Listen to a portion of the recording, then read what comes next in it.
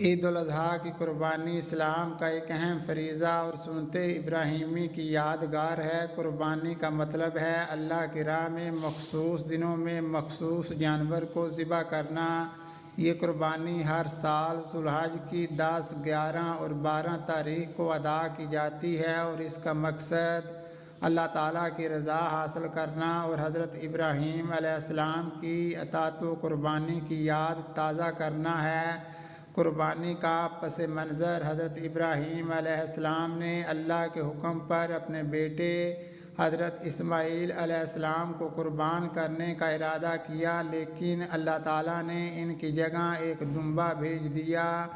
اس عمل کو یادگار بنانے کے لیے مسلمان حضرت ابراہیم علیہ السلام کی سنت پر عمل کرتے ہوئے اس دن جانور، بکرا، گائے، اونٹ وغیرہ قربان کرتے ہیں۔ قربانی کے چند اہم احکام و مسائل: قربانی کن پر واجب ہے؟ ہر مسلمان عاقل، بالغ، مقیم اور صاحب نصاب پر قربانی واجب ہے، یعنی جس کے پاس بنیادی ضروریات کے علاوہ اتنا مال ہو جو زکوٰۃ کے نصاب کے برابر ہو۔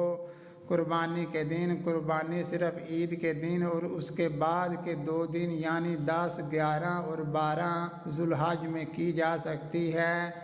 بہتر ہے کہ عید کے دن بعد نماز عید فوراً قربانی کی جائے۔ قربانی کے جانور: اونٹ 5 یا 7 افراد کے لیے، گائے یا بھینس 7 افراد کے لیے، بکری، دمبا یا بھیڑ 1 فرد کے لیے۔ جانور صحیح سالم ہونا چاہیے، یعنی اندھا، لنگڑا، بیمار یا کان کٹا نہ ہو۔ قربانی کے جانور کی عمر مقررہ ہونی چاہیے۔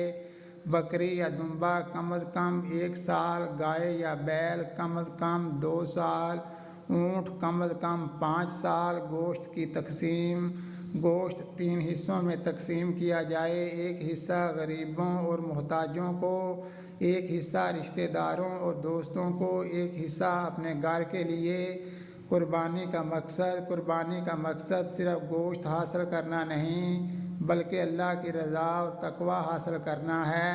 اللہ کے حکم کے سامنے سر تسلیم خم کرنا، دوسروں کے ساتھ خیر خواہی اور ہمدردی، مال و جان کی قربانی کا جذبہ پیدا کرنا۔ ارشاد باری تعالیٰ ہے: اللہ کو نہ ان کے گوشت پہنچتے ہیں اور نہ ان کے خون، بلکہ اسے تمہارا تقویٰ پہنچتا ہے۔